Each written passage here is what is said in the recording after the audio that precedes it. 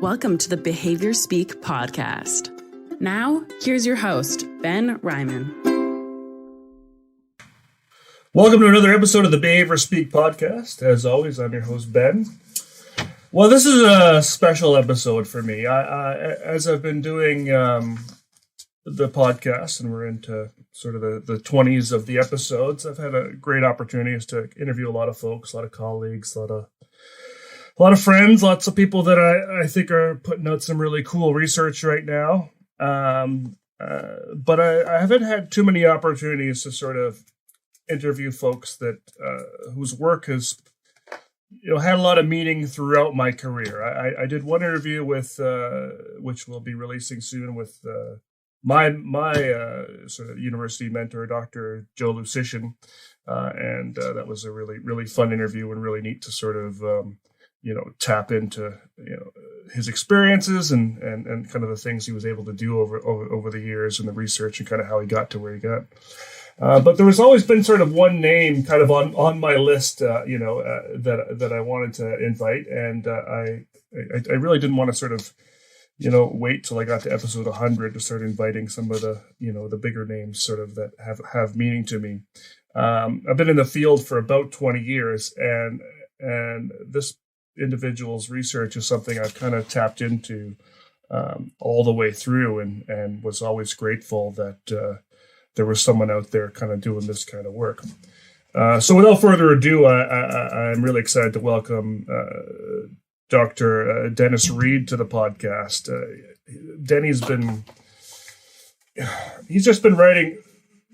He's a prolific researcher, and he's really put out so much cool stuff that I don't think folks are really aware of, especially sort of new behavior analysts, in areas that I think are really important for us as behavior analysts. And so I really thought it was time to start to try to kind of disseminate some of his work to our audience. So Denny, thanks so much for being on the podcast with me. Well, I appreciate the opportunity, Ben. I'd like to get started with kind of what I do with everybody, with kind of a bit of an origin story, and yours might be a few extra minutes, which is great, about kind of how you got into the field, some of those early days, and then how you kind of got to, well, first off, I think kind of just training staff in general as being a real focus of a lot of your work. Well, I know there's other pieces of your work that we're going to talk about as we go on, but that seemed to be kind of one of the early areas that you kind of jumped into. So a little bit of your story would be awesome. Okay, I'll try to keep it relatively brief. I was in graduate school at Florida State University in a behavior analytic school psychology program. And I was studying to be a school psychologist. And later, my graduate training, a job opportunity came up, and kind of an interesting story there within behavior analysis, in that Brian Awada was a year ahead of me in graduate school. And many of you all will be very familiar with Brian's work. He's published more in the Journal of Applied Behavior Analysis than anybody else in the history of our field. And, he was definitely the gold standard in terms of the research on functional analysis. Well, Brian was getting ready to move on with his career, and he asked me, if I'd be interested in taking the job he had at a state-operated residential facility. And it served people with very severe and profound intellectual and multiple disabilities. I had minimal background with that population, but I was in graduate school and the money was running out and it seemed like a good opportunity. So I took the job, and the job was overseeing residential service through approximately 1,100 staff. It's a very large agency. And I was supervising the staff through the chain of command. I supervise supervisors who supervise the staff. And it was a different time in behavior analysis. This was in the early 1970s. It was an exciting time in that our principles and procedures were just starting to be applied with people with very severe disabilities. Prior to that time, many of these individuals didn't go to school. They were considered untrainable. That was actually a classification in the United States. But we were finding that using our behavioral procedures, we could teach these folks to do things. Some of the most rewarding experiences there were teaching people, adults, to independently toilet themselves within a couple of days, and they had never done that. So it was exciting to see behavior analysis being applied in different settings, including with people with intellectual and developmental disabilities. And I'd been doing that with different populations, and now all of a sudden my role was one of supervisor. And again, to try to make a long story short, we just started finding out in the field that the same basic principles that we apply with people with special needs apply in regard to supervising staff. That's no surprise now, but kind of was back then. So in my work as supervisor, we would have to deal with various issues, improving how staff interacted with clients, reducing staff absenteeism. And we started applying behavioral approaches to try to do that. Correspondingly, I've always been interested in applied research, so we started researching how to, in essence, solve problems in our service delivery. And that's kind of how I got into supervision and doing research in staff training and supervision. I took that job with very little background except having been trained in behavior analysis, and been working in supervision ever since, and been doing research in supervision ever since. One of the things that kept me going is that, my reference to how reinforcing it was to see the progress we could make with folks with intellectual disabilities by applying behavioral procedures.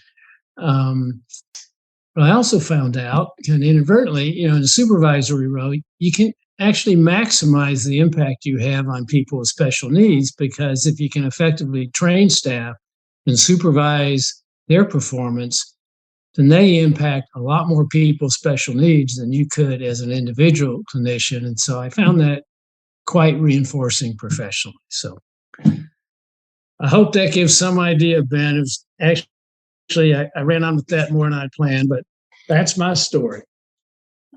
Don't feel like you got to cut anything short. I think a lot of folks would be really excited to sort of hear, the detail in these stories, especially when you sort of bring up, folks like Brian Awada and kind of what they were doing in their early days. I'm going to touch on a paper shortly here, one of your early ones that brings up some names as well, and I think folks just love kind of hearing kind of what folks were doing in the beginning days, and that it wasn't all sort of I think there's a lot of reference right now in our field. We won't get into this too much, but around reform and whatnot, and a lot of reference to the 70s, where there was maybe more sort of practices that included sort of aversive consequences and punishment and the like, and I think one thing that I know there's a whole discussion for another time, but one thing I really like is just looking at all of your research from the 70s and 80s, and none of it really kind of touches in that area and really focuses on things that I think are really relevant today. And so I don't know that folks would normally think to go back to looking at papers from the 1970s to sort of inform their work today. But I think for a lot of the work that you've done in staff training is really applicable. I think about, I realize you're kind of working in sort of an institutional setting, and I think a lot of these places have, closed down since then. And so there's still some are still open, I suppose, in some places, but now sort of that institutional environment has kind of moved to, the group home kind of setting, which has sort of become the mini institution of today. And again, I find that the current research on kind of staff training, what people are talking about outside of years, really seems to focus more on sort of these, in clinic kind of early intervention, post LOVAS style places, really focus on kind of that level.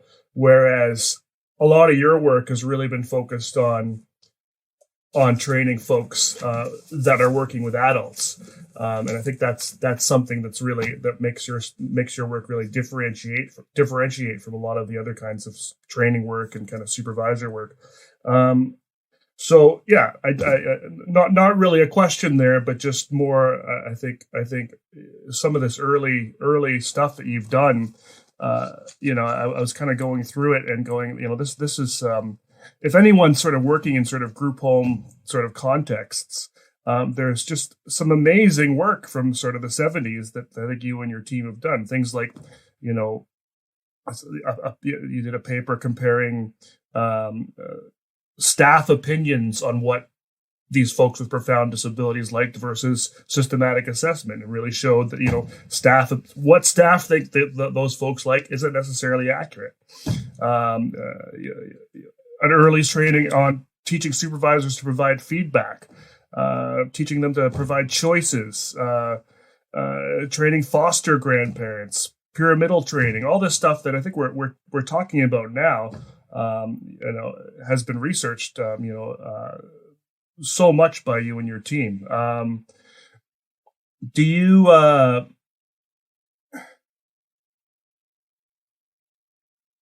Would you agree that all this kind of early research would apply to kind of the smaller kind of group home context? 'Cause I think a lot of folks are working in that area and not really knowing what to do. It does apply. There, of course, have been refinements, and you're absolutely right. And fortunately, the types of institutions like the one I first started working in, we don't see those anymore. I mean, there are large agencies, but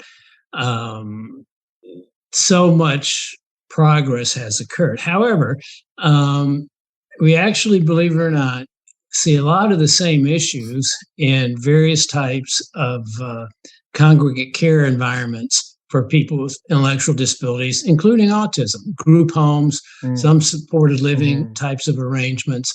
The overall environment and quality of life on the whole is much better, but there are still a lot of issues. How staff interact with individuals, the degree to which staff train individuals in a group home such that individuals can have more control over their own lives.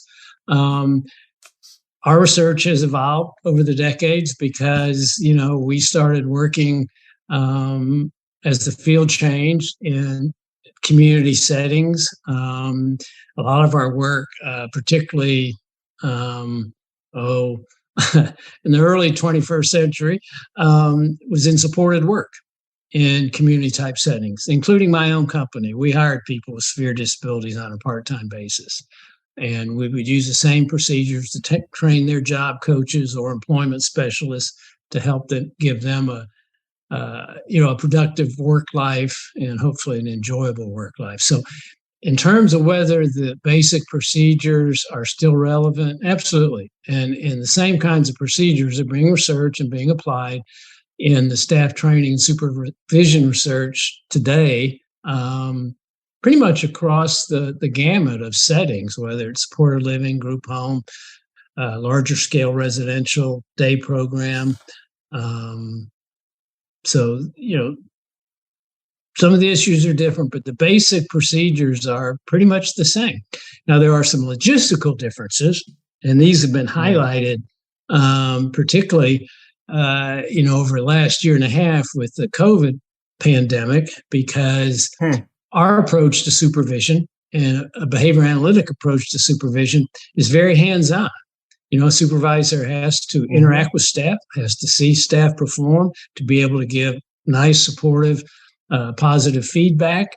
And that's all been hampered in various degrees because of COVID-19 and not being able to do a lot of things in person. And that's given rise to a whole new area of research and that you're probably more familiar with than I am, but, staff training and supervision from a distance via telehealth.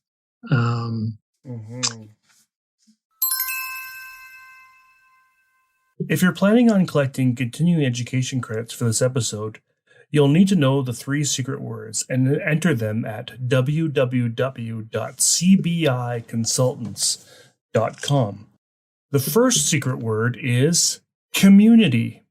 Yeah, no, absolutely. That's certainly been the focus for the last couple of years, and there's been some research on telehealth and training and whatnot, but yeah, you're right. It's a completely different ballgame. But I think in the end, a lot of those sort of procedures sort of still apply, particularly in terms of kind of providing that feedback, which I think is so huge. One of the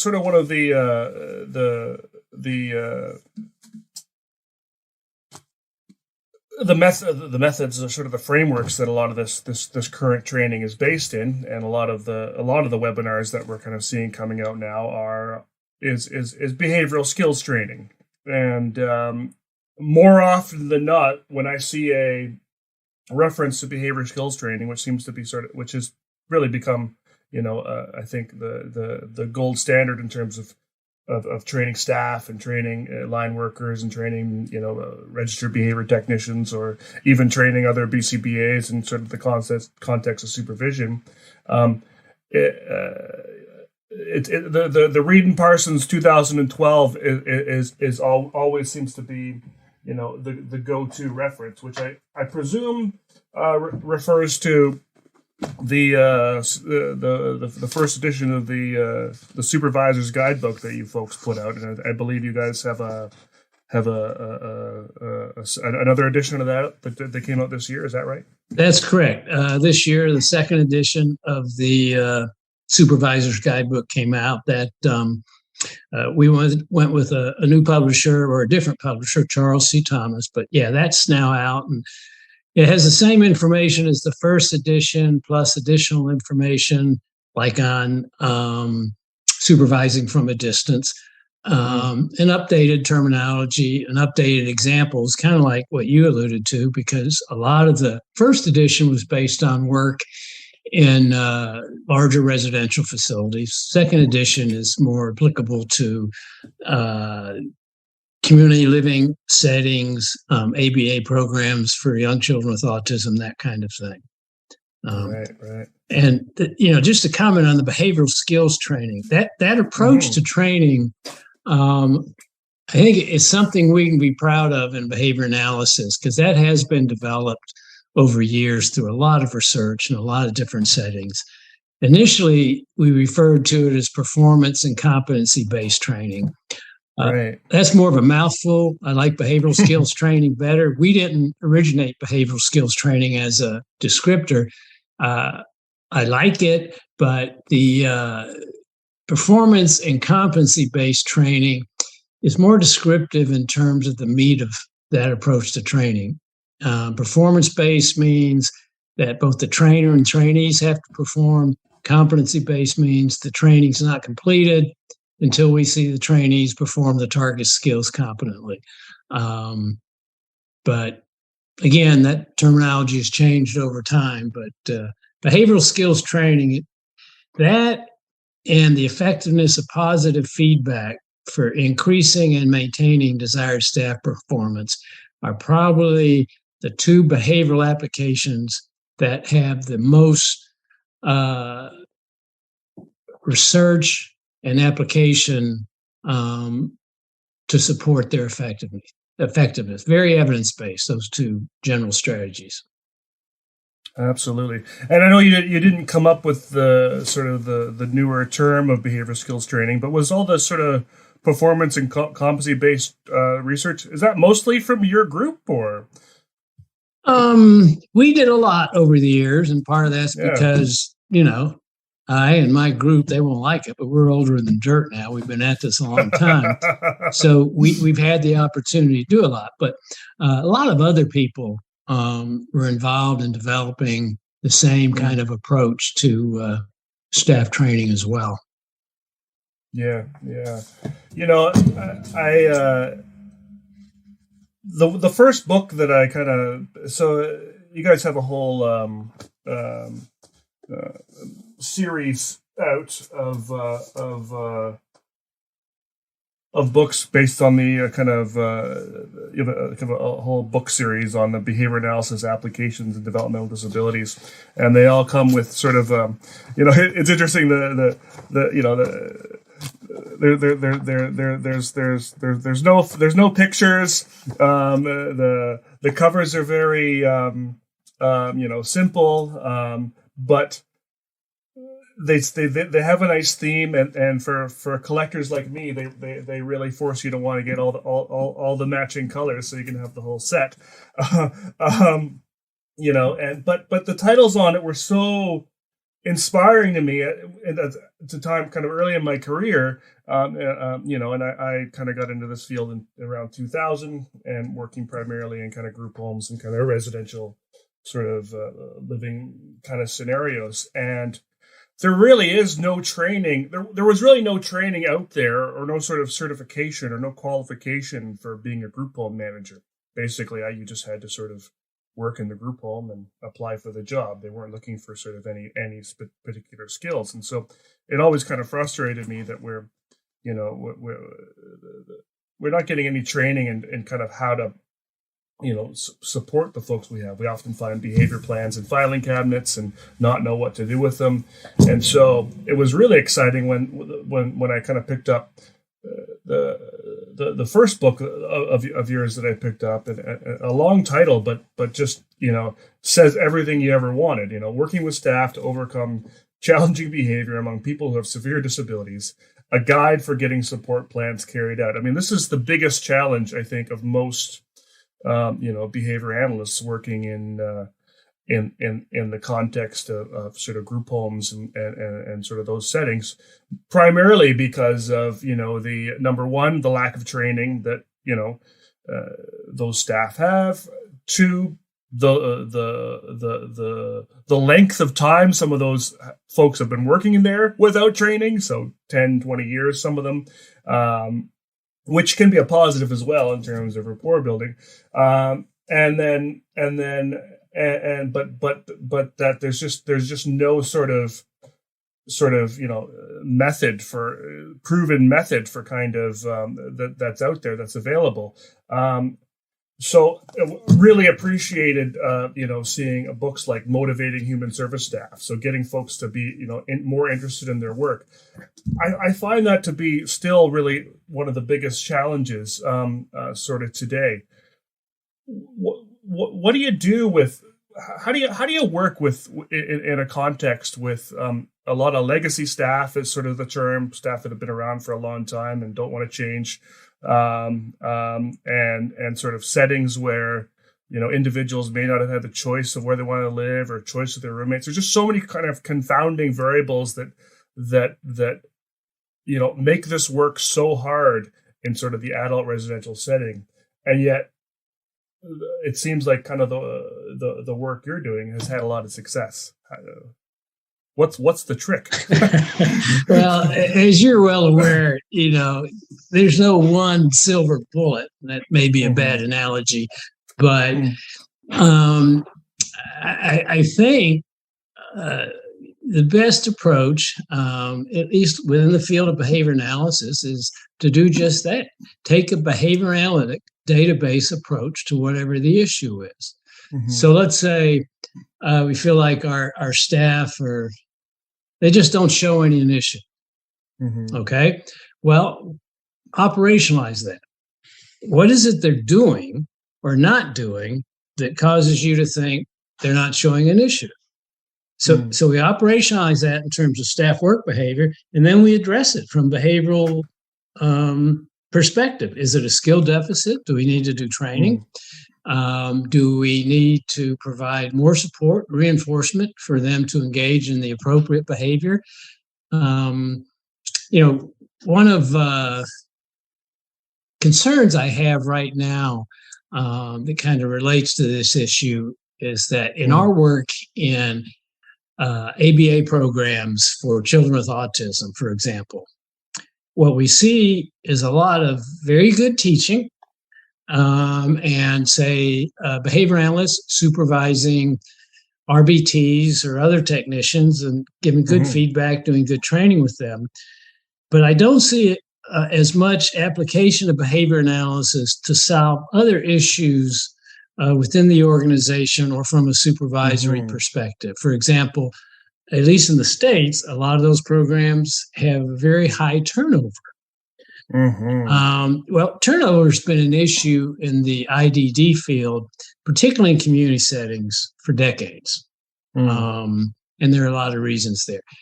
But that doesn't mean we can't approach it from a behavior analytics standpoint. In fact, what my group's tried to do over the years is, with our research at least, is take a problem-solving approach. And what I mean by that is, if we have a problem in our service setting or a problem in a setting with which we're consulting, let's take a behavior analytic approach to try to solve that problem and do it in an applied research fashion. Because if we solve it in a database fashion, then we can share that with other people who are having the same problem. And that's kind of how we got into the one book you brought up about working with staff and a guide for getting support plans carried out. As time went on, and we started doing more consulting with agencies, both in schools and in group homes and so forth over the last several decades, we certainly ran into challenges with getting our behavior support plans carried out. So we started addressing that from a behavior analytics standpoint and doing some research on how do we solve that problem. If someone's not carrying out a behavior support plan appropriately, then we assess it.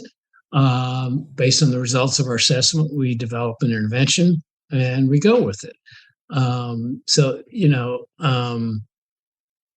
think I probably got off your original question there. All good. But, you were talking about, to try to bring it back, that some of those more global issues, like staff who say they've been at it for a long time. And many of them, quite frankly, have worked under very difficult conditions and may not be real responsive to change, especially if a new consultant or behavior analyst comes in. But again, we can work on that from a behavioral perspective in terms of what do we need to change?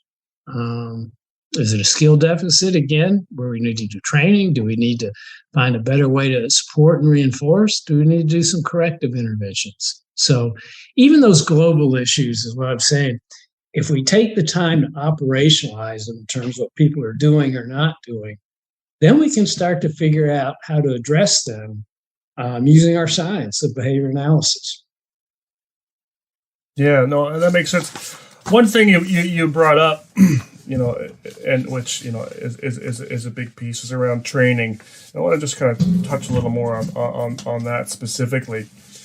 I think one of the barriers, and I know certainly even for our own company, is kind of this idea of I guess, for a lack of a better term, sort of capacity building. So training, an agency because we can't provide service sort of forever and ever and ever. There's a point where we've kind of got to fade ourselves out and sort of let them continue on and run their agency and move on to the next. There seems to be sort of an issue of maintenance of skills and part of that I think is due to staff turnover, because you lose staff, or you've trained sort of 10 or 12 staff and now they've all left and there's a new group of staff, and so it becomes sort of you want to try to build capacity in the agencies so they can kind of continue to kind of maintain those skills.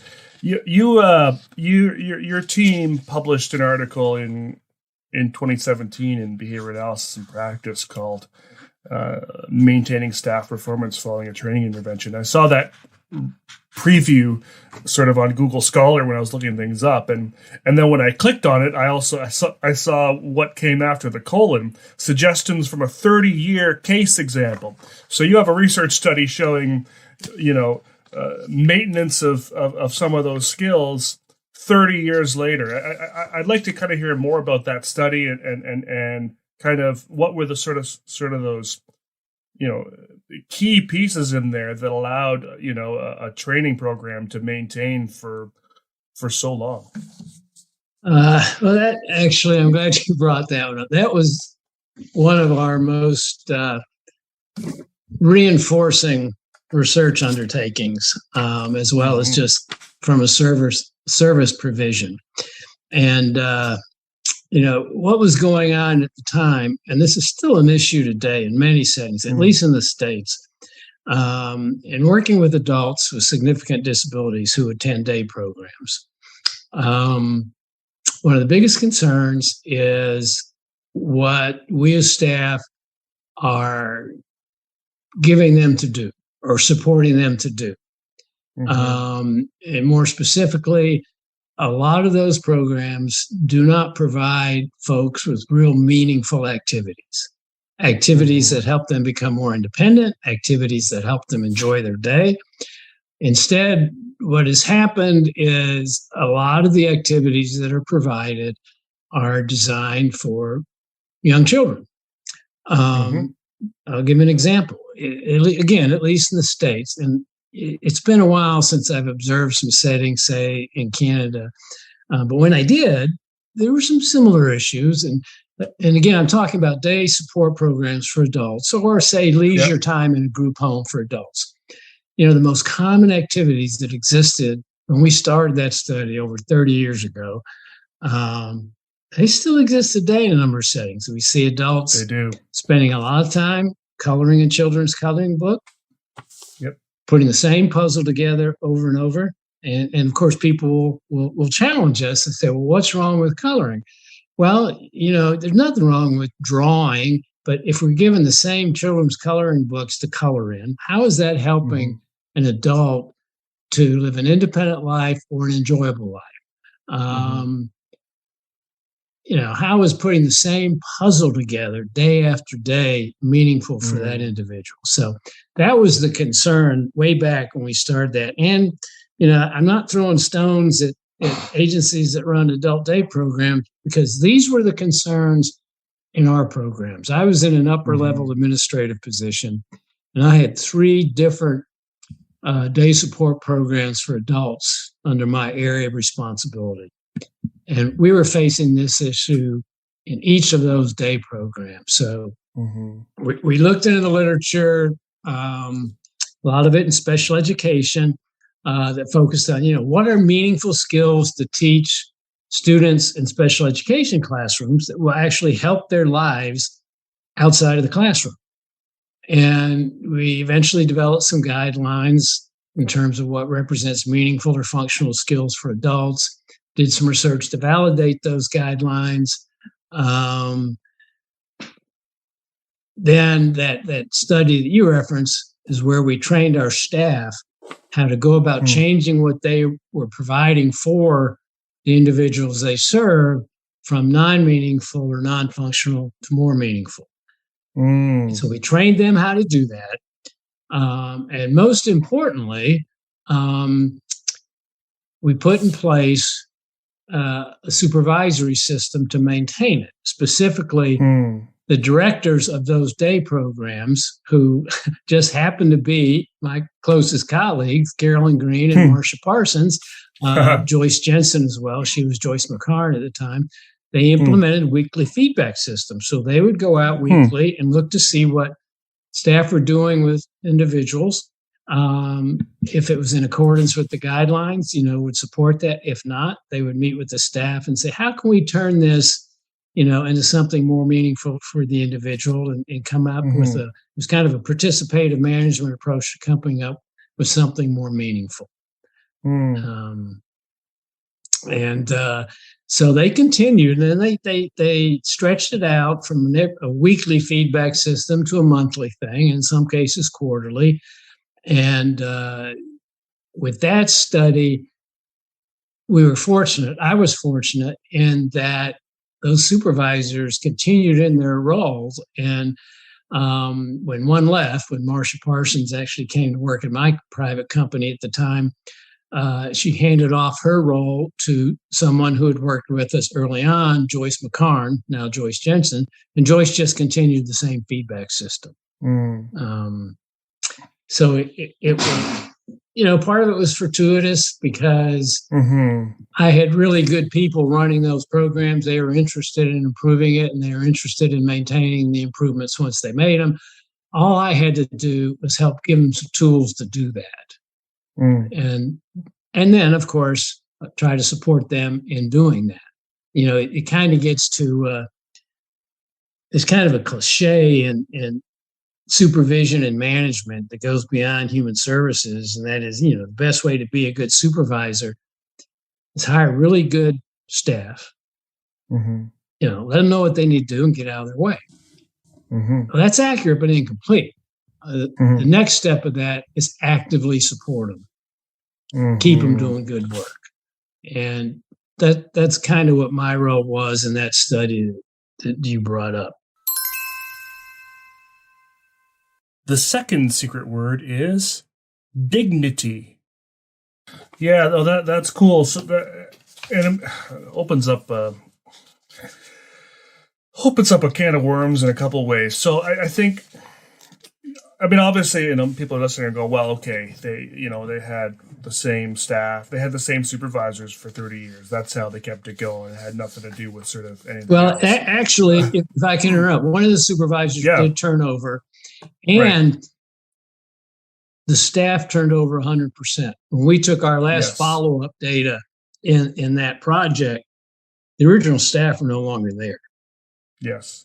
But we can get into that. I'm sorry, I interrupted. Go ahead. No, I appreciate that. That's a really good point. And I was kind of going to get to that. Is that even, I think even if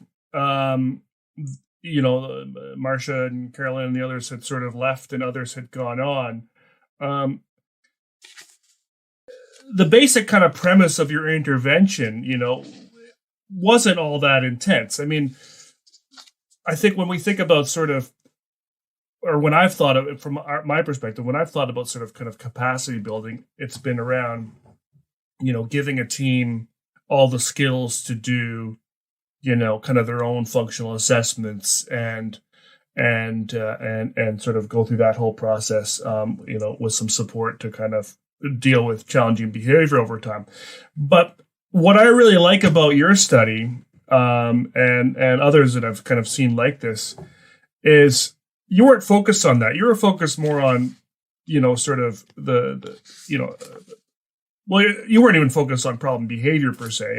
You're focused on kind of quality of life and sort of basic things in the context of a group home or a day program that can be really preventative in terms of challenging behavior. We know that in these settings, and even today, and it's no different from, reading the reviews from your studies from the 70s, is things like you said, people are doing, group homes are boring. Day programs are boring.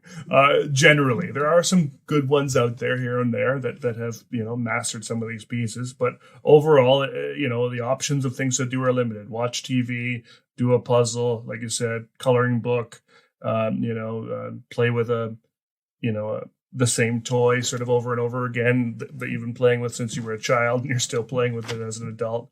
And more so, do a lot of those activities by yourself, and not even sort of be engaged by staff, in those activities. And so I think you touch on a really important piece that, we can do all of the, behavior support and behavior analysis to sort of try to change behavior and whatnot. But, if these folks are, super bored all the time, none of that's going to matter. And so I think the idea of, I think one of the key sort of pieces in your study is this idea of meaningful versus non-meaningful and functional versus non-functional. Can you sort of break that down a little more, like what the difference is? Well, we kind of, like I mentioned, took our lead from some good work that was going on in special education at the time. And keep in mind, this is number of decades ago. Lou Brown was doing some good work, coming up again with meaningful things to teach people with highly significant challenges. And one of the most basic guidelines for what's meaningful to teach was, if a person can't do something that somebody else has to do for them in their environment, such as if someone can't go buy their food, someone else has to do that for them, then that's a functional skill to teach. Anything that staff have to do for individuals with disabilities are meaningful skills to teach. And, that sounds kind of simplistic, but if you really think about it and you go into a program site and you see what the person is doing or even being supported in doing by the staff person, like if I'm teaching someone to put pegs in a pegboard, okay, well, outside of my teaching session, is anybody going to have to put those pegs in a pegboard for an individual if the individual can't do it? No. But if the individual can't button his shirt, someone's going to have to button it for him. Therefore, teaching to button a shirt is a meaningful skill. So we start with that basic, and then we can look at, kind of domains, the vocational domain. If we're teaching a skill, way back when I got in the field, we had a lot of pre-vocational programs. The intent was to teach precursor skills so people could then get real work for real pay. The problem was a lot of individuals never left those pre-vocational programs. And part of the reason was what was being taught was not real functional vocational skills. So a good guideline there is, if what we're teaching a person to do under the domain of vocational skills, can they be paid to do that exact task outside of this teaching setting? If not, we're not teaching a functional vocational skill. And as you're well aware, a large part of our field change, and with the de-emphasis on center-based day programs and moving into supported work, help an individual with special needs get into a work situation and provide whatever supports, either from a job coach, natural supports, so that individual can function appropriately and succeed in that work environment. But that's just another area, a domain of where we had some of those skills. In the social skill domain, guideline there, working with individuals to teach social skills. Is this a skill a person would use outside of that training session on at least a weekly basis with someone else? If not, it's probably not the most meaningful social skill to teach. So, for example, and some folks will argue with this. Let's say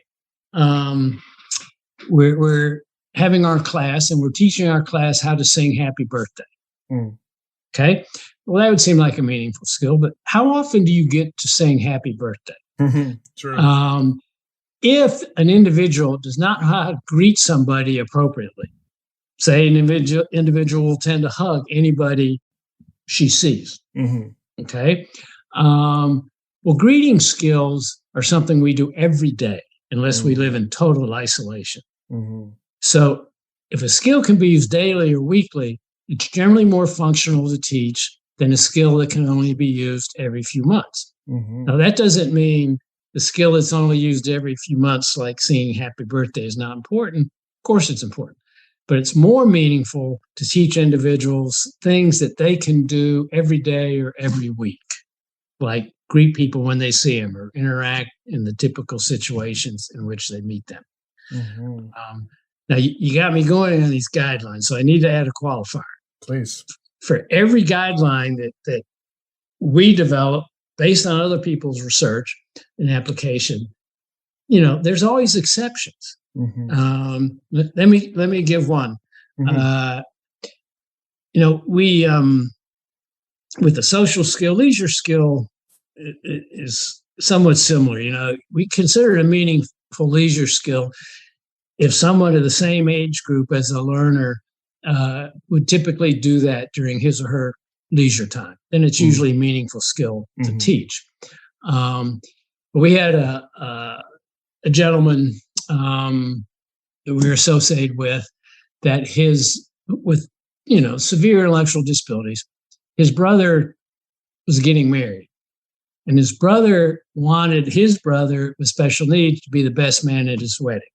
Well, this individual also had autism and did not respond well in new situations. And so folks were concerned that he would have difficulty, or what folks will call a meltdown, during the wedding, because it would be a very different situation for him. So, we worked with some folks. We didn't do the bulk of the work. Other people did. They did it very nicely.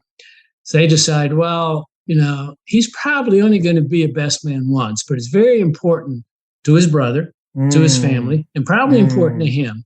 So what they did was they broke down, they task analyzed, what does it take to be a best man? Walk down the aisle, hold the ring, give the ring over. And so they task analyzed the skills. They taught the gentleman how to do that in a simulated situation, then went and actually practiced in the church. Amazing. And then by the time the wedding came, he did fine. And it was a really sweet situation for everybody involved. That would be an issue where, it's an exception to the guideline. That would not meet the criterion for social skill of something you could do every week. But so I just want to point that out in regard to determining meaningful skills to teach and so forth. No, I appreciate that, and I think the impact of that particular event, not only on his life, but on all the people around him, and sort of, especially those that maybe might have had sort of, I don't know, presumptions on how the individual might act or how it might go. It probably had a lot more meaning in terms of making contact with sort of more positive social interactions going forward. So I think that makes a whole lot of sense. Something else kind of that you touched on, and I saw it in one of the papers, might have been in this 30-year paper, is, and I think, and I'm sort of wondering how you kind of guide staff to kind of get to this angle, is to convince staff that their role is not to be a caregiver, but to be a teacher. Well, there is some caregiving involved for sure, but the teaching is kind of that primary role. I think a lot of folks that are working in group homes and running group homes and managing and supervising group homes look at the group home as sort of, especially for an adult. With a child, it's different, I think, but for an adult, as sort of, this is it. This is the final sort of spot for this individual. He's not going to move out of this group home ever, unless we run out of funding or whatever. He's never going to go back home. He is never going to, do A, B, and C. This is where he's going to be forever. So let's just make it as, as comfortable or whatever sort of term you want to describe it as, but not sort of worry about sort of, independence as being a possibility, and even consider that independence could be a possibility. And particularly, I think in group homes today, mostly a lot of these folks tend to have more profound, severe levels of disability. How do we get sort of that group home culture, I guess, as it were, to sort of move from my job is to do everything for you to my job is to teach you to do things for yourself? Well, that brings up a whole lot of important issues. And, the one issue is if we're talking about adults, I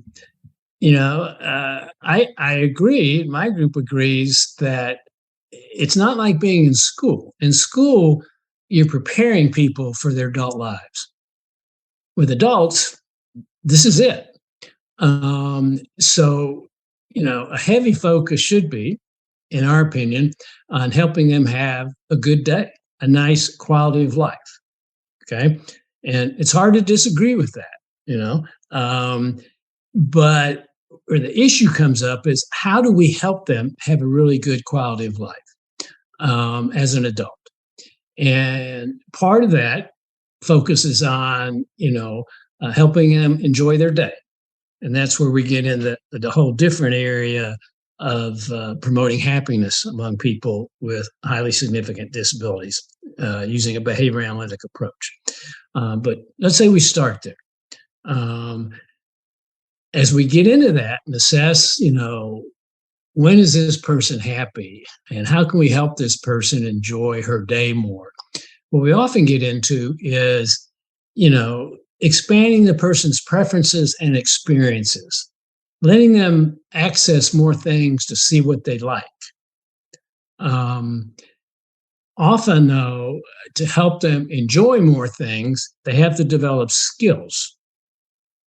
You can't really go and enjoy, if anybody enjoys, say, going to the gym with a support person and working out in an adult exercise class with the other people that go to the gym. Okay. And it might be, and we've had a case where an individual really seemed to enjoy doing that. More enjoyment came when the individual learned how to do the exercises and, follow the instructions of the group leader, as well as interact with the other folks who are going there. So kind of going roundabout way here, but one of the rationales for teaching skills is it helps people have more and varied experiences, which means they're more likely to find out other things they like to do. But to do those, they have to have skills. So we need to teach those.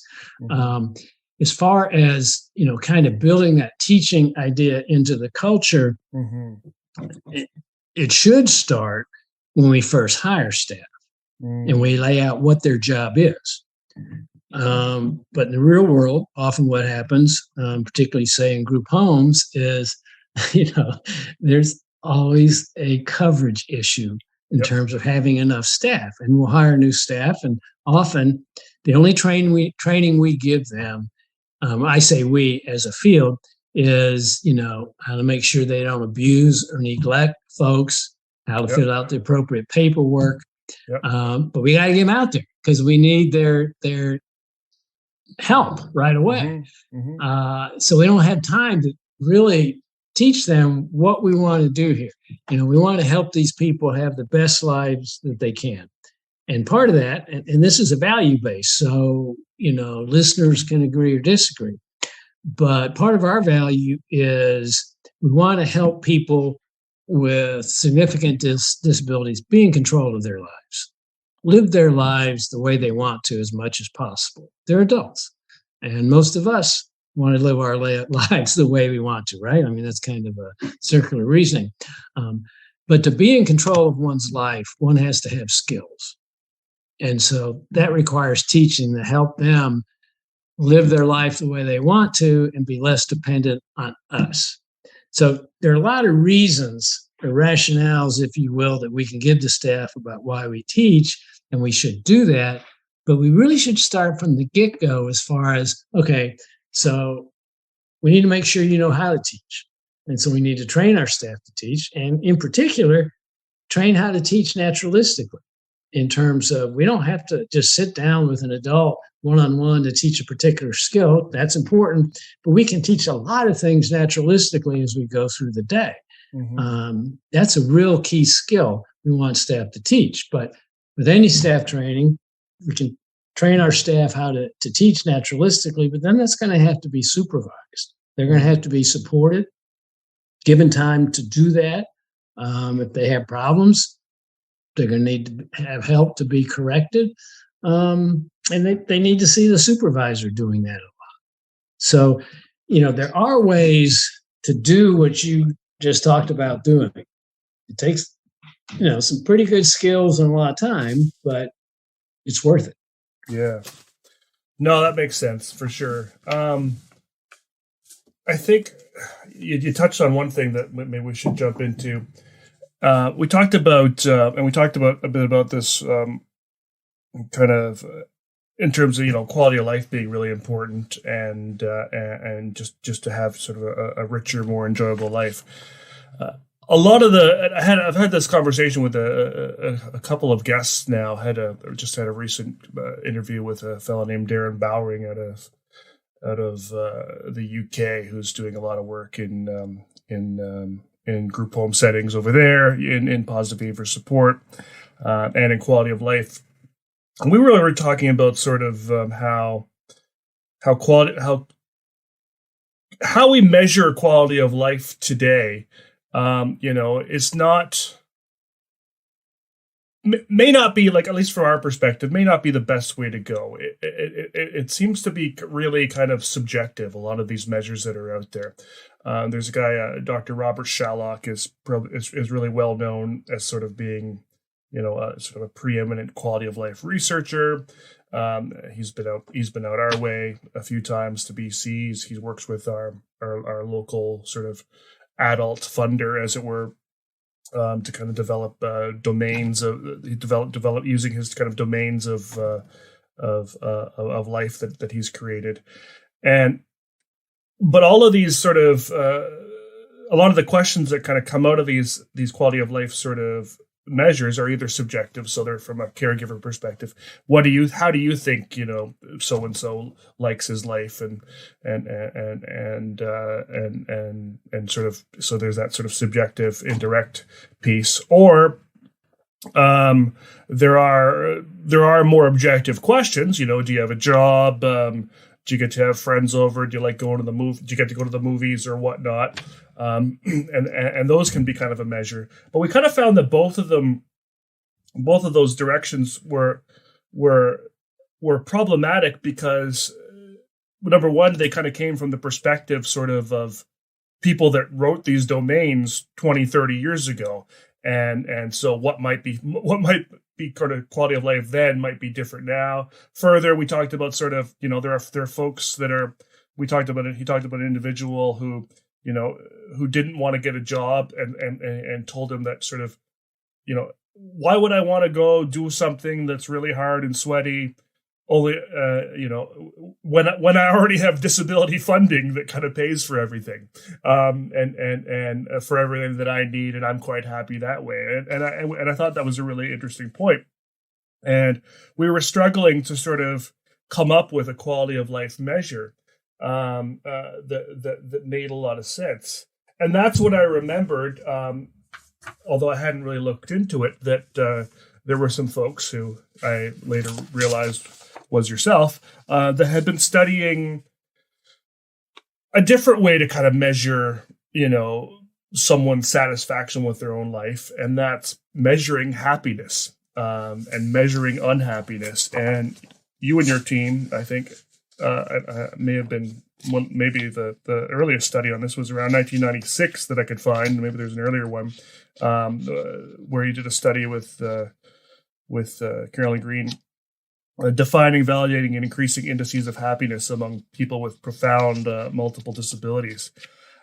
I think this study, and I don't know how often it's used or how often these indices are used, but I think it really is a game changer, because in any context, I think these indices tend to be generally the same. You're smiling, you're laughing, you're engaged, your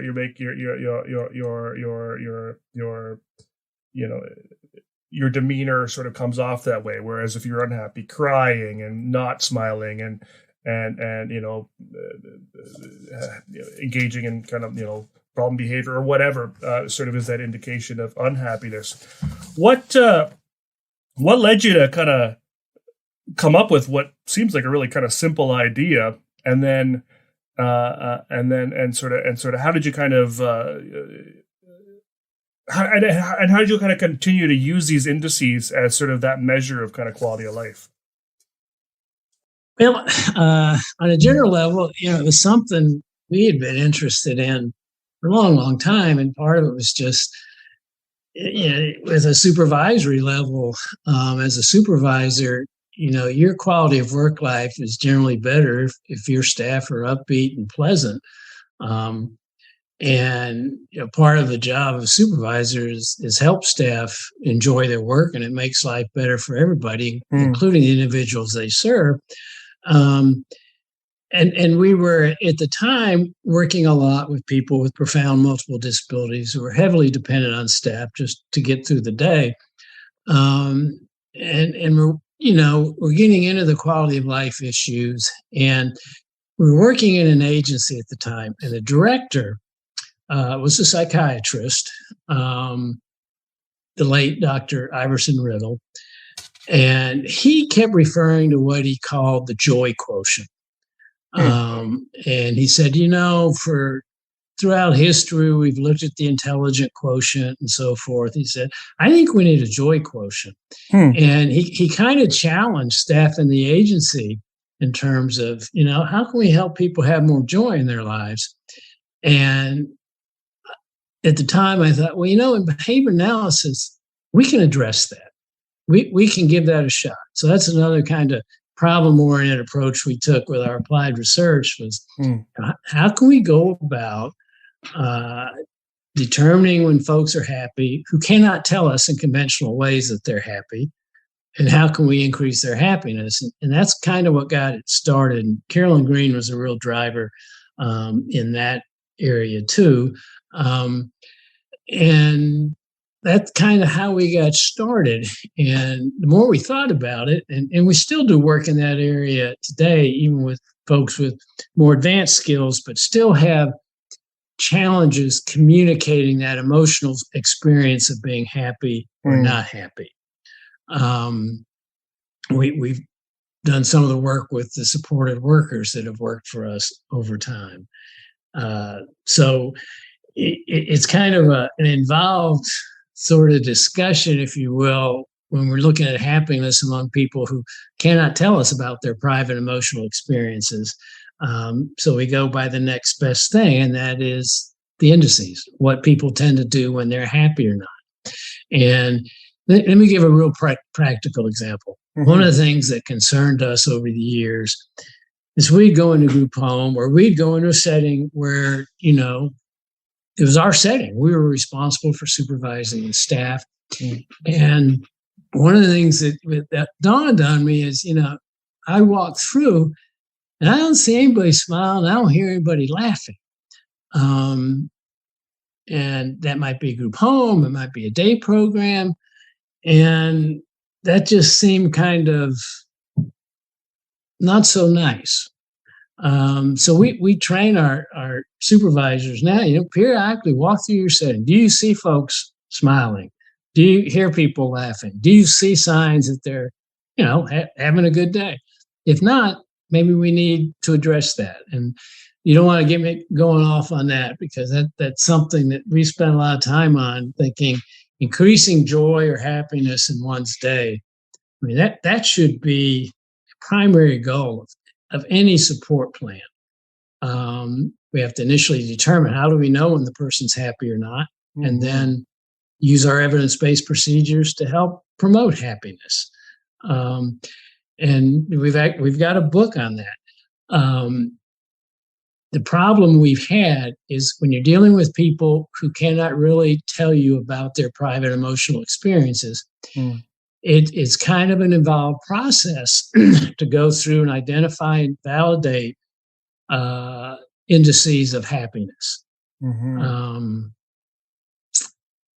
But, what's more important than being happy as an adult,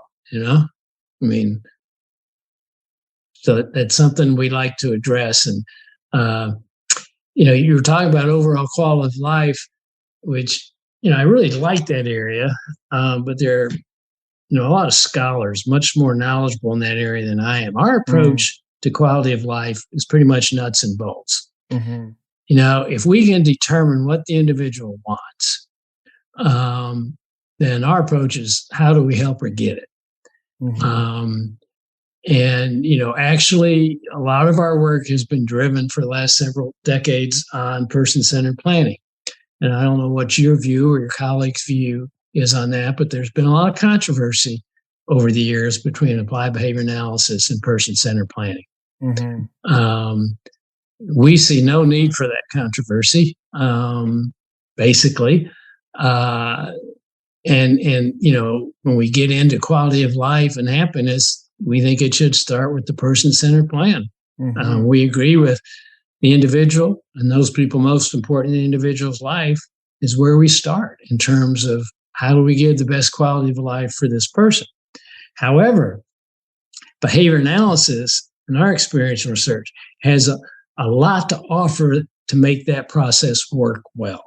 And one of the areas that relates to what we're talking about is how do we determine what this person really likes if she can't tell us what she likes? And that's where behavior analysis can really help out with, a real broad technology of valid preference assessments procedures. No, that makes a lot of sense. And I am definitely on the same page as you when it comes to person-centered planning. It's kind of key to our agency's process. In fact, my clinical director, Dr. Paul Millett, kind of created our whole agency based on his doctoral dissertation, which was on his own version of person-centered planning that he created called the lifestyle development process, where he kind of incorporates essentially components of person-centered planning so that you can kind of embeds that person-centered planning piece right into the assessment process from the get-go. And so it's definitely huge value there. I actually interviewed Dr. Gould in Monash University in Australia, and she's working with folks with traumatic brain injury, and they've kind of taken person-centered planning to the next level. And they call it, it seems like a similar name, but they call it person-driven planning. And essentially what they try to do, and it works really well in kind of the brain injury context, but they always start with the individual and really try to have that individual involved in every single piece of the process, from hello to writing, to doing the assessment, to writing the report, to designing the behavior support plan, to choosing those strategies, to measuring the fidelity. They're involved in every single aspect of that. And in the UK and Australia, they kind of refer to that as kind of co-production, co-design. So I love that, and I think it's super important. And we are actually starting to see now, again, touching back on this sort of ABA reform kind of concept that's come out lately.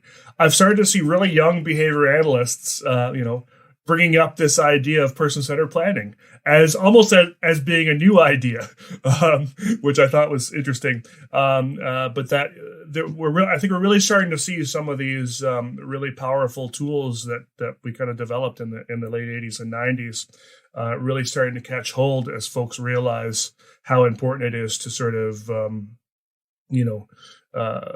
really consider that person's preferences, person's wants and needs, and to really kind of look at treating them with that dignity and respect. So I really see that as being a really powerful piece. I love the idea of the joy quotient. That's really cool.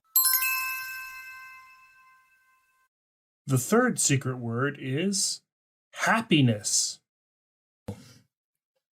Yeah, that wasn't mine. That was Dr. Riddle's thing. I'm not sure if he derived or got it from somebody else. But even what we're talking about now, promoting happiness, truly providing person-centered or person-driven supports and services, it still gets back to staff training and supervision in large part. Part of the way we got involved in the person-centered process was we're finding with some of the folks who'd gone through the process, then nothing really happened after the person-centered planning meeting. Yes. We had to train staff what they should do to follow up on that. And then we had to supervise to make sure it happened. Yes. Something as simple as, spending the time to determine what someone with, say, very profound intellectual disabilities really likes through preference assessments. We had to do some, pretty close supervision in terms of monitoring and providing feedback to make sure, staff actually provided them access to the things they like during the course of the day. So, we can't just put a plan on paper and expect it to happen. People have to do things, and often that means they have to be supervised in doing those things. Yeah, that really resonates for me. I've been involved in a lot of path person-centered planning kind of sessions. That's that planning alternative tomorrows with hope. I think it was Jack Pearson or one of those guys, or no, Pierpoint, Jack Pierpoint. I think that was kind of one of his inventions, and yeah, it's a beautiful process. Lots of input from the individual and their families, and often a wonderful sort of a piece of artwork kind of created out of it that these folks called graphic facilitators that are trained in kind of drawing and whatever. And in the end, there's some action items, but you're right. Those action items end up staying on that poster on the wall because there's nothing embedded in that person-centered planning process that sort of requires folks to follow through with those action items. So yeah, you're right. That's where that behavior analytic, problem-solving supervision piece really kind of comes into play. Also kind of got me thinking about just kind of how we treat individuals and how we support individuals. It's interesting again to sort of see research kind of just coming out now, in the last sort of 5 years on essentially bedside manner, our version of bedside manner in terms of kind of how we just treating folks with respect. We had a recent chapter conference, and we had Dr. Bridget Taylor come and speak to us about compassionate care, and it was a wonderful presentation. And and she knows her stuff, and she's had a great message. But it also made me sad that in 2021, our field needs someone to come and tell us to be compassionate. And to treat people with dignity and respect. And it reminded me of an article that you did with some different folks on essentially teaching behavior analysts to treat adults with intellectual disabilities with dignity. And I thought that was a really neat article that you wrote that essentially gave some guidelines on kind of essentially how to be good to the people they're supporting. What kind of brought you to write this article in 2017 of all? Again, speaking sort of that sort of late in the game, we've still got to teach people these folks, and sort of how did you come up with kind of those items, those guidelines? Well, that one that just kind of evolved with some experiences I was having, because at the time, I was consulting with a lot of different agencies, traveling a lot, and seeing a lot of different things. And I saw some things that personally just kind of bothered me. And in some cases, the staff weren't bad people. They were great people, but in some cases, just weren't thinking about what was going on or how they were interacting with somebody. And so I talked to one of the co-authors on that paper, Mary Rossform, and this is identified in the paper. She's a parent of an adult with some special challenges. And she relayed some stories to me. And it just felt like something we wanted to get out there. It's something we'd worked with my staff on, as well as me. I made me do some reflection of some of the things I've done over the years. And what one of my staff persons and colleagues really kind of drove it home, Perry Lattimore, and he worked as a job coach, and he helped us. He worked with us in our staff training and positive behavior support. And I remember we were sitting in a room, and we were all sitting around the table, and the client of concern, individual with disability, was a woman who had some pretty significant intellectual challenges and some physical challenges. So she walks into the room, and Perry immediately stands up. Okay. And I thought, that is a very nice sign of respect. Now, I keep in mind, I live in the South in the United States, okay? Yep. And that's kind of an old tradition. Gotcha. For someone, adult comes in the room, you stand up to greet them. And I just thought about, there are a lot of simple things that sometimes we don't think about with people that we support who have disabilities. And that was another reason I wanted to get into it. And let me just qualify what I just told you. What may be appropriate, and this actually is in South Carolina in the States, what may be appropriate there in terms of a local cultural practice of treating people with dignity, that could very easily be different in Vancouver. Sure. It could be different in a different part of South Carolina. So we have to attend to the local kind of acceptable customs. But basically, if we're treating the folks with disability differently than we treat folks without disabilities, wherever we live, then we need to attend to that a little bit. So there are a lot of things that got us in to write that article. But some of it was just self-reflection on things I'd done before. I recently had the experience where I was going in to meet a client I was supposed to assess and help deal with some challenging behavior. And, the staff person, very, very nice individual, introduced me as Dr. Reid, then introduced the client as Joe. Sure. Okay. And Joe was almost as old as I was. He was an adult. But see, there's a lack of equivalence there. I'm addressed by Mr. Reid or Dr. Reid. He is addressed by his first name. So we're treating someone who has a disability just with our local social customs differently than someone who doesn't have a disability. So those kinds of experiences are what kind of motivated me to get with some co-authors, David Rothos, Mary Rossman, who had similar experiences. So, long answer to your question. No, great answer.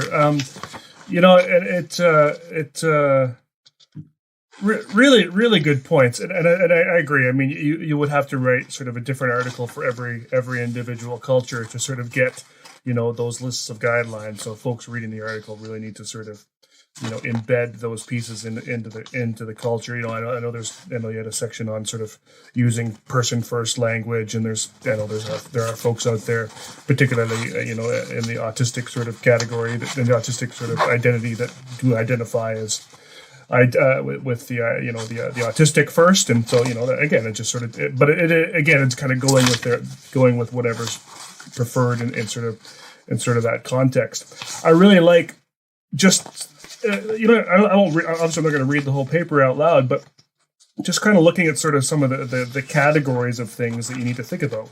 Talking about people, talking about people in front of them. That's a huge one, I think, and especially for our kind of non-speaking folks, that there's some sort of belief that just because one doesn't speak, they can't hear. Referring to people as people. How you walk with someone. I really liked. There's a nice table on behaving in ways that reflect dignity. If you're traveling with someone, if you're walking with someone, who's in a wheelchair, trying to push it from the side instead of from behind, so you can sort of be on sort of equal footing. I mean, that might be hard to walk with, and maybe we need like an adaptive sort of bar that kind of comes out to make pushing from the side easier. But just a lot of really sort of what you almost would think simple kinds of ideas, but we really don't think about these. Supporting a dignified appearance, where we'll often let someone sit in the same t-shirt for 3 days on end and not comb their hair or those sorts of things when they don't actually know how to do that. So it's important. There are some things that we can do for people to sort of help them appear more dignified. So I really thought it was a nice basic list and overview of really simple things that you could that you should encourage staff to do, and really I think could be quite easily part of a basic even 1 day training for a group home staff, that you really need to be treating folks with respect. So really great article. Thank you. It's kind of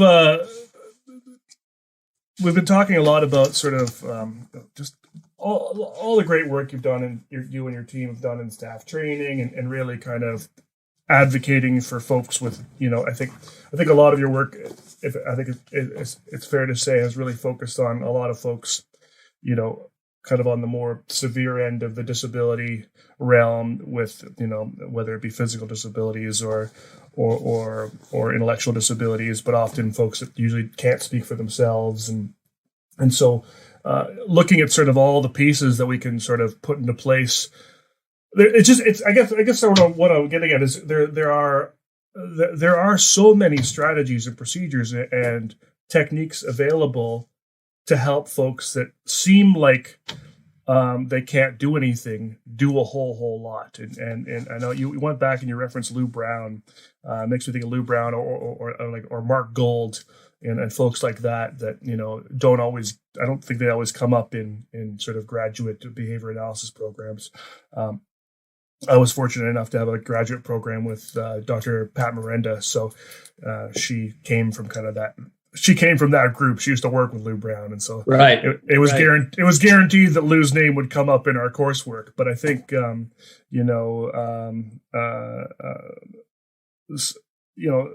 it's still sort of, I think it's still regarded today that a lot of these folks, won't have the ability to do anything, and so why bother teaching them? And so I think it's really great that you're continuing to kind of do work and put out books and put out knowledge that really shows the opposite and proves the opposite. I think the nice thing about studies is it provides some proof that this stuff can work. It's not just sort of your opinion. Well, you're right. Most of our work, both research and just our general clinical and support provision, has been with people with more significant disabilities. And, I guess that really extends from that initial story I told you about how I got into the supervision field. It just happened to be a facility that served people who had very profound multiple disabilities. But let me tell you kind of a related story in terms of the excitement at the time of using behavior analysis with that population, sure, and that they could do so much more than what folks were giving them credit for. And kind of it also relates to just, getting reinforced as a supervisor for seeing nice things happen. So, I'm a full-time graduate student. I'm a full-time supervisor at this place. I got like over 1,100 staff under me. It's a very busy job, 24/7, and so another graduate student was looking to do kind of an internship out at that facility, a paid internship. And he came to meet with me about what I would want him to do. Now, it just so happened that this guy's name was Brandon Green. And some of y'all might be familiar with his work. He went on to do what I consider some of the best work in applied behavior analysis.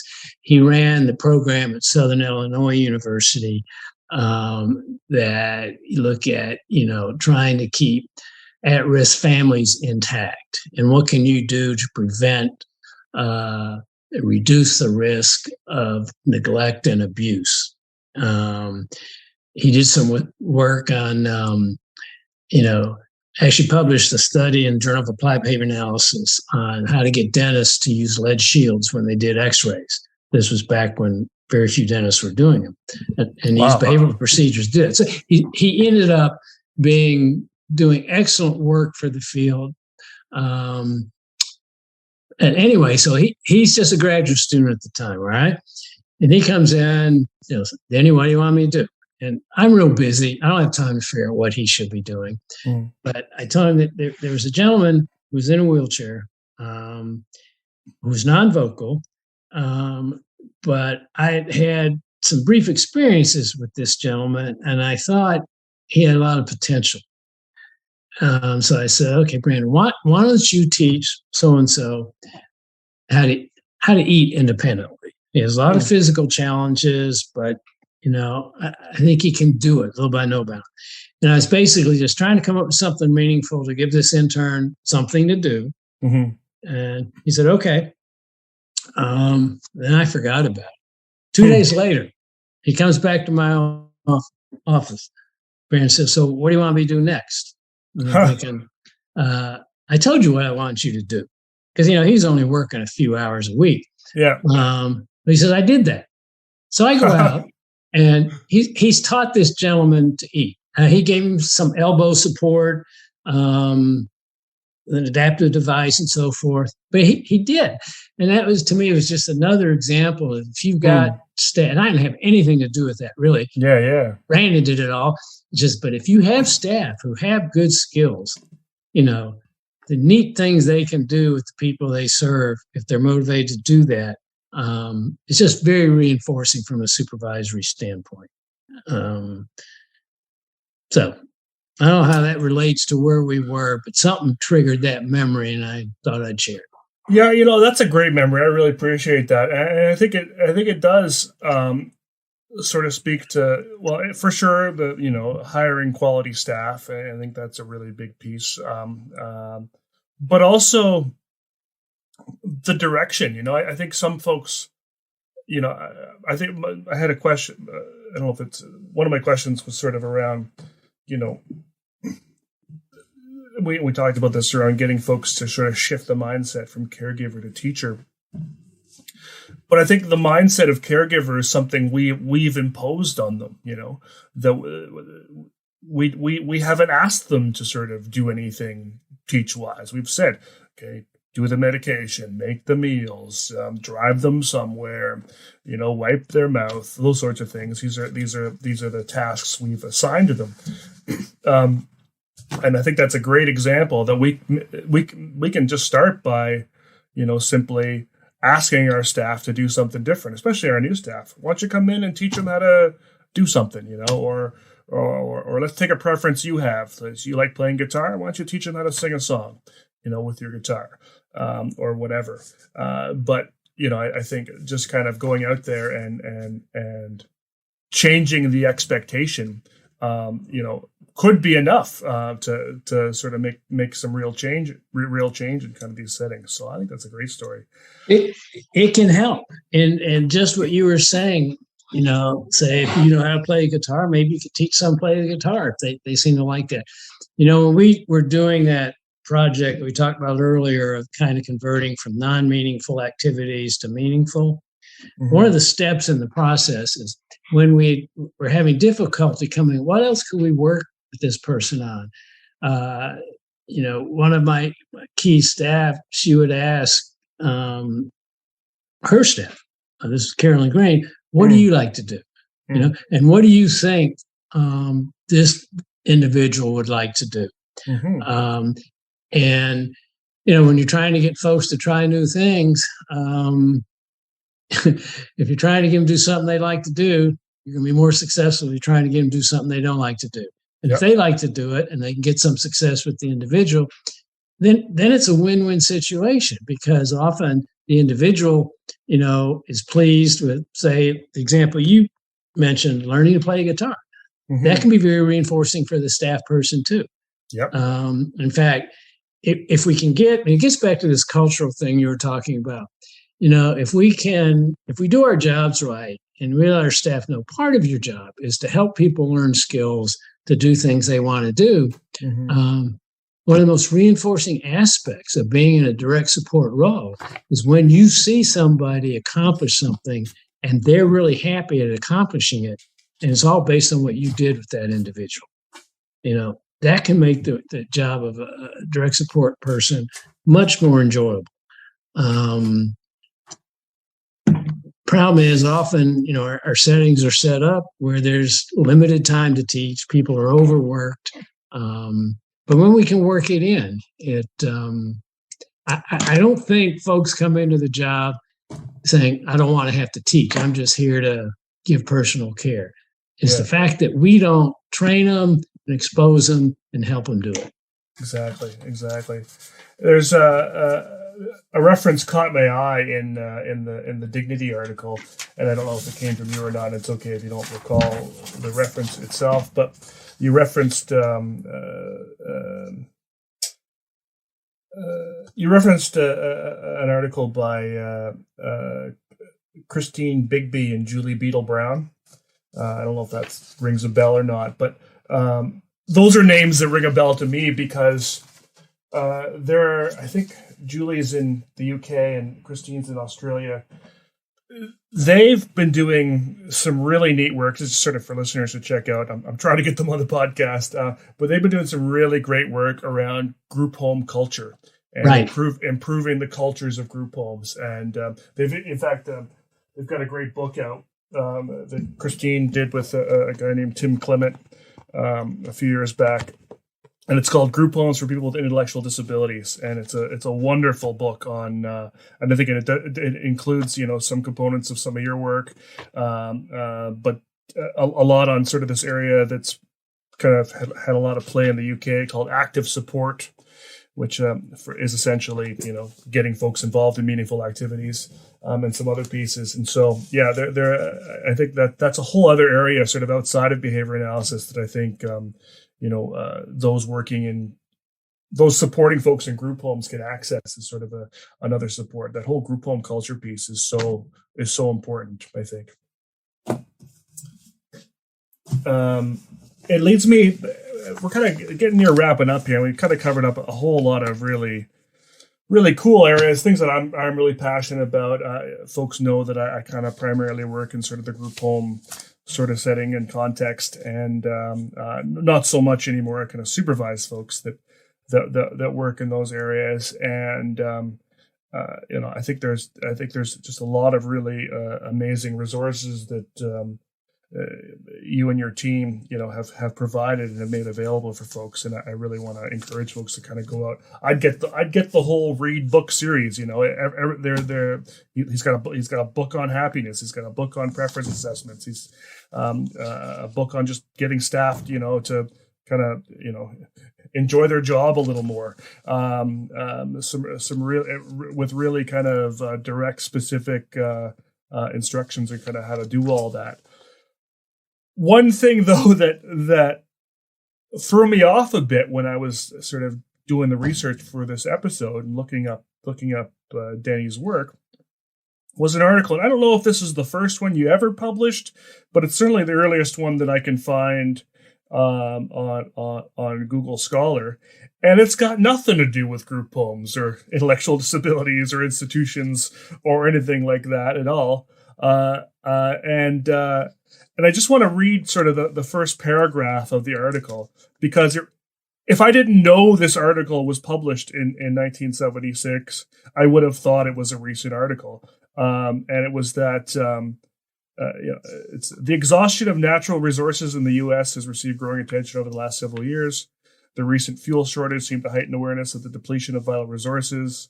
This increased concern for the ecological crisis is demonstrated by the establishment of a large number of local, international organizations to deal with the emergency problems. I mean, this really sounds like an introductory paragraph to an article on climate change and sort of climate change and behavior. And I know there are some folks out there right now that are doing some good work in that area. But then to see the citation of 1971. So you did an article called Newspaper Recycling Behavior, the Effects of Prompting and the Proximity of Containers. And it would have been so cool to be a fly on the wall at a time when, young minds like yourself were kind of coming together and thinking about how, you could use behavior analysis to go beyond, disabilities. And this is early times for behavior analysis. I mean, the Bear Wolf Risley article only came out 8 years prior. And so I'm just curious, sort of, where did this article come from, and how did you get into newspaper recycling? And I didn't even know there was a journal called Environment and Behavior, for that matter. Like how did this happen, and what was this all about? And yeah. Tell me about it. Well, that really does go back, but I remember it well. I was a graduate student, and this was in the late '60s. Okay. And a lot was going on in our country, and more attention was being given to the environment than prior to the '60s. And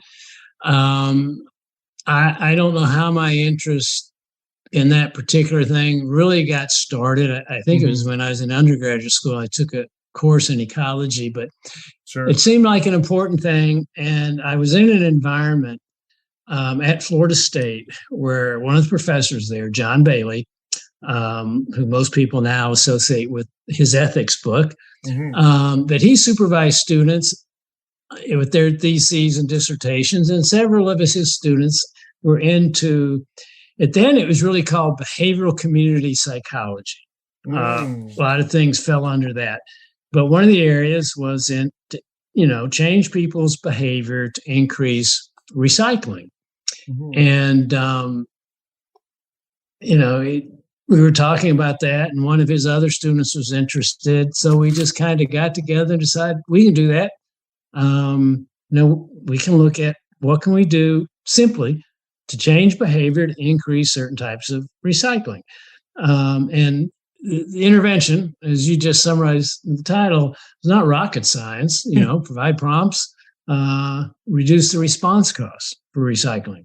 And so it was, I don't know, kind of a conglomeration of things, and interested in the general topic, excitement about learning these new principles of behavior and how we can apply those to true areas of social significance.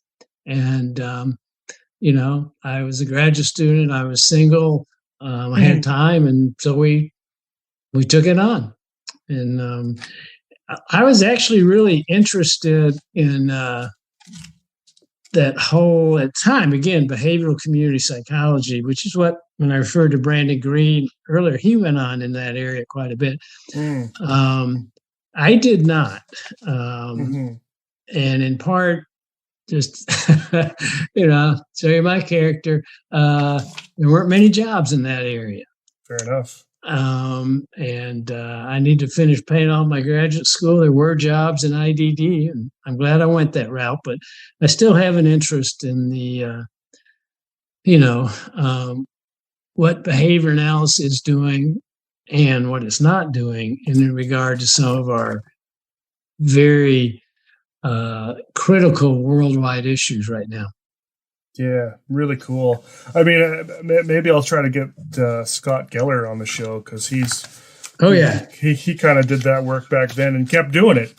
He found a way to pay the loans and do that work. So we'll have to maybe pick his brain and see how that all came out. Well, if you can get him to come on and do this, he's got tremendous knowledge, and he'll be very interesting. I can promise you that. Cool. Well, that's a motivator for me. I'll definitely give it a go. Engage in some cold calling behavior just for that. Thank you. Anyway, it's a neat article, and if anyone wants to pick it up, I mean, I had a job working in a high school a couple of years ago, and they still don't know where to put the recycling bins, and there's still a mess everywhere. So I really think some of these basic sort of pieces, can really be applied to those contexts. Really, really interesting chat today, Denny. I just so many. We could have gone for hours. I mean, you've put out so much research, and we could have easily. We only focused on a handful of articles that. I think were really powerful for me, and I'm going to share all those resources with folks. Denny sent me a copy of his most recent book that just came out, called Training Staff to Teach People with Severe Disabilities, a Practical Evidence-Based Approach for Quick Success. It's a really nice, again, super objective breakdown to basically how to set up a nice teaching program in the context of sort of a community living agency, because these places are still around. I mean, we thought maybe a lot of these places would go, in favor of employment, but as long as I think we have folks with really severe levels of disability, we're still going to have places like this that continue to need this kind of support in place. So really nice book, thin, short, fits in your backpack, and it really kind of goes through every sort of piece required to kind of make a good training program, and as does the whole series that Reid Parsons Green have put out. So highly recommend, and we'll share all those. So thanks again, Denny, for being on the show. Real honor for me to be able to kind of connect with you and have these conversations, and I hope other folks will get something out of it. If there's anything kind of last things you kind of want to share with the audience, or just say sayonara, thanks so much. Well, actually, thank you, Ben. I've enjoyed it, and you really hit some important topics, very important, in a wide variety of areas. So I admire what you're doing and trying to get some good word out there. So thanks a lot, and take care.